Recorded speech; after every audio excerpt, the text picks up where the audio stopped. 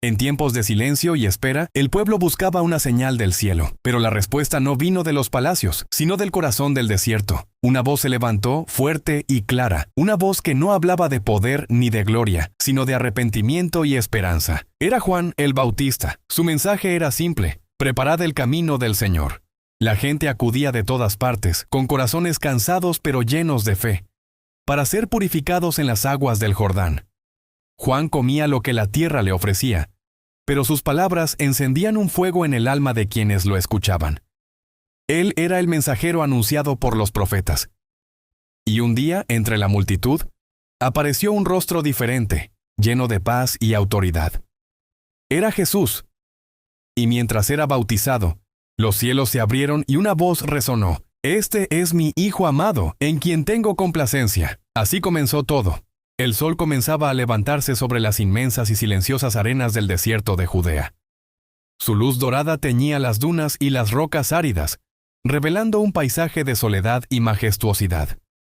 El viento, seco y persistente, levantaba pequeños remolinos de polvo que danzaban entre los peñascos. Era un silencio casi sagrado, un lienzo vacío esperando ser pintado. Y en medio de esa quietud ancestral, una voz comenzó a resonar. No era un susurro, sino un clamor potente y claro, una voz que parecía nacer de la misma tierra. Era la voz de Juan, hijo del sacerdote Zacarías, un hombre cuya mirada firme y palabra ardiente lo distinguían de todos los demás. No vestía las túnicas finas de la ciudad, sino ropas ásperas hechas de pelo de camello, ceñidas a su cintura con un simple cinturón de cuero. Su sustento era lo que el desierto le ofrecía: langostas y la miel silvestre que encontraba en las grietas de las rocas. Pero lo que realmente definía a Juan no era su apariencia austera, sino la fuerza de su mensaje.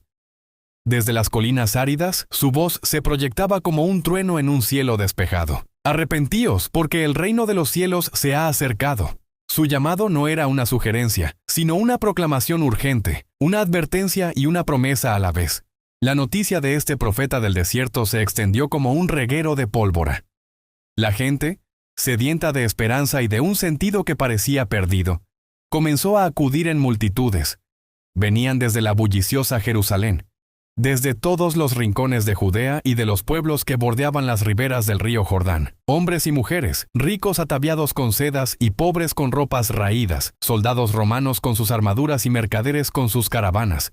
Todos convergían en aquel paraje inhóspito, buscando algo que sus vidas cotidianas no podían ofrecerles. Juan los miraba llegar, examinando sus rostros y sus corazones. Su voz no se suavizaba ante la multitud, sino que resonaba con mayor fuerza. «Preparad el camino del Señor, enderezad sus sendas». El eco de sus palabras parecía atravesar el aire como un fuego purificador, quemando la indiferencia y la complacencia. El desierto, antes un lugar de soledad y muerte, se estaba convirtiendo en un altar viviente, un santuario donde las almas se encontraban con la verdad. Cada palabra de Juan era una pala cavando un camino nuevo, una invitación a dejar atrás lo viejo y abrazar una transformación radical. El mensaje era claro. Algo monumental estaba a punto de suceder, y era necesario estar preparados. Bajo el sol radiante de Judea, las aguas del río Jordán brillaban con una luz especial. No era solo el reflejo del cielo, sino también el reflejo de la esperanza que se congregaba en sus orillas. La multitud se agolpaba, y uno a uno, hombres y mujeres se arrodillaban en el lodo, confesando en voz alta sus pecados, sus errores y sus cargas. Sus rostros eran un mapa de emociones, lágrimas de arrepentimiento, sonrisas de alivio y una fe recién descubierta que iluminaba sus ojos. Juan, de pie en el agua hasta la cintura, los sumergía con un gesto firme y solemne. El bautismo no era un mero ritual, era un acto de muerte y renacimiento. Al salir del agua, la gente parecía respirar un aire nuevo, como si el peso de sus vidas pasadas hubiera sido arrastrado por la corriente del Jordán. Pero Juan era claro sobre el significado de su ministerio. Les decía: «Yo os bautizo con agua para arrepentimiento, pero estad atentos, porque el que viene después de mí es infinitamente más poderoso que yo. Yo ni siquiera soy digno de desatar la correa de sus sandalias. Él no os bautizará solo con agua, sino con el Espíritu Santo y con fuego».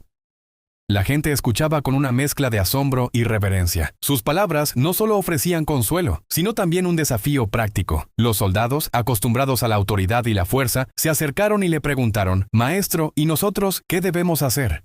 Juan les respondió con una directriz clara y justa: «No extorsionéis a nadie, no acuséis falsamente y contentaos con vuestro salario, no uséis vuestra fuerza para oprimir». Luego, los publicanos, los recaudadores de impuestos, a menudo despreciados por su asociación con el poder romano y la corrupción, le preguntaron: «¿Y nosotros qué haremos?».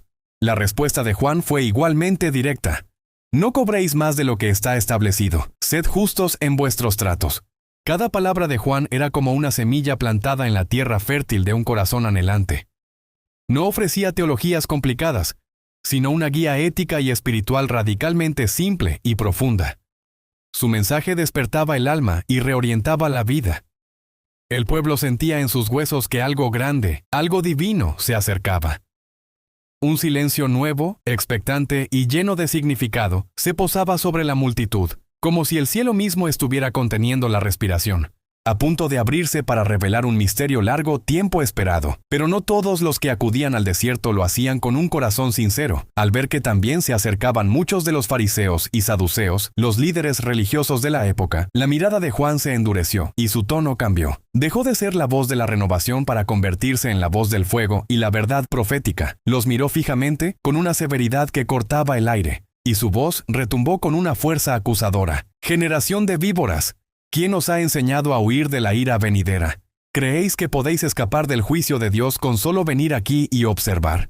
El desierto pareció guardar silencio para escuchar el estruendo de sus palabras. «Si realmente os habéis arrepentido, entonces demostradlo. Haced frutos dignos de arrepentimiento. Vuestras acciones deben hablar más alto que vuestra presencia aquí».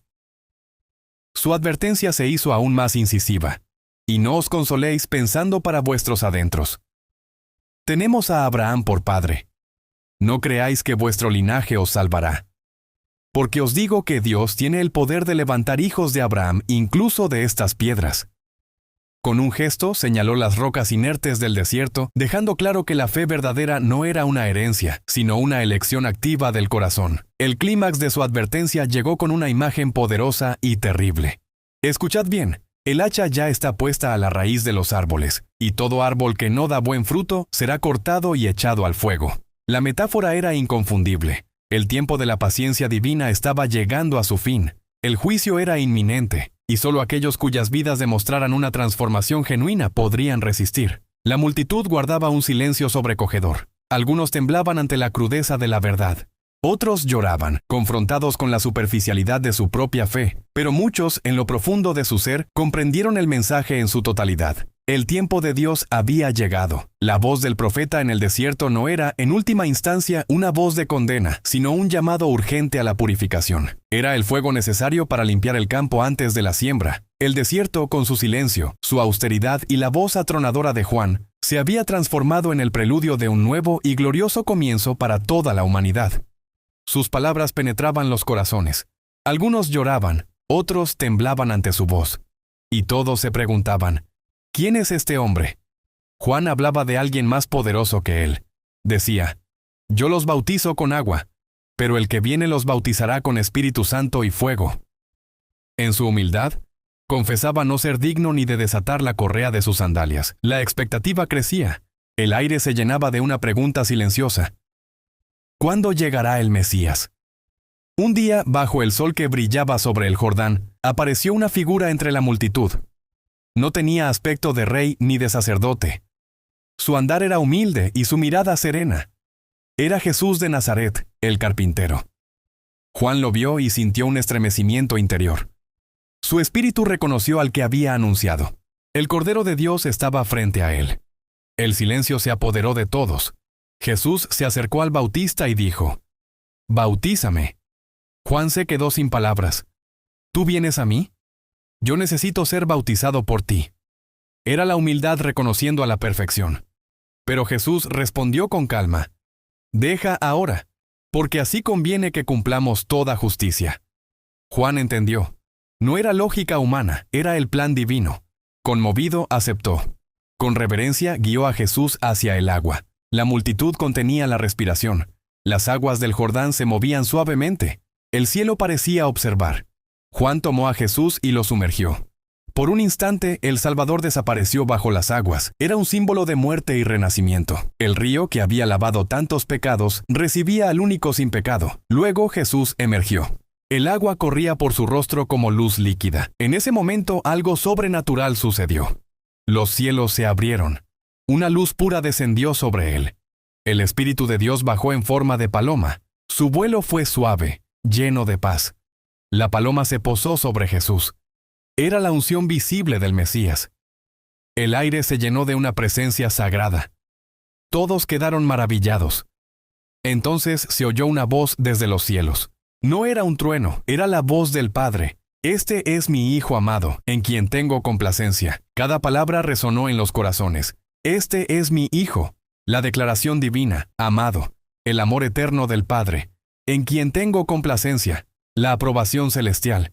La Santísima Trinidad se revelaba. El Hijo en el agua, el Espíritu descendiendo, y el Padre hablando desde el cielo. El Jordán se volvió un espejo del cielo. Algunos cayeron de rodillas, adorando. Otros lloraban de gozo y asombro. La luz envolvía todo el valle. Juan contemplaba la escena con lágrimas. Había cumplido su propósito.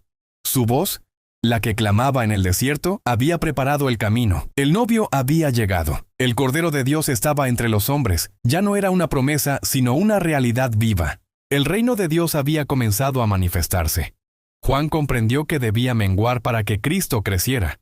En ese instante, el cielo y la tierra parecían unirse. La gracia descendía sobre la humanidad. El Padre había abierto de nuevo las puertas del cielo. La voz divina seguía resonando en el alma del pueblo. La esperanza renacía en cada corazón. Jesús, el Hijo amado, había iniciado su misión. El bautismo en el Jordán marcó el comienzo de una nueva era. La redención ya no era promesa, sino presente. Las aguas testificaban del amor eterno de Dios. Y así, bajo la mirada del cielo abierto, comenzó la historia de salvación para toda la humanidad. El reino de Dios estaba entre nosotros. El cielo se había abierto, para nunca más cerrarse. Gracias por acompañarme en este viaje a través de la historia del Nuevo Testamento.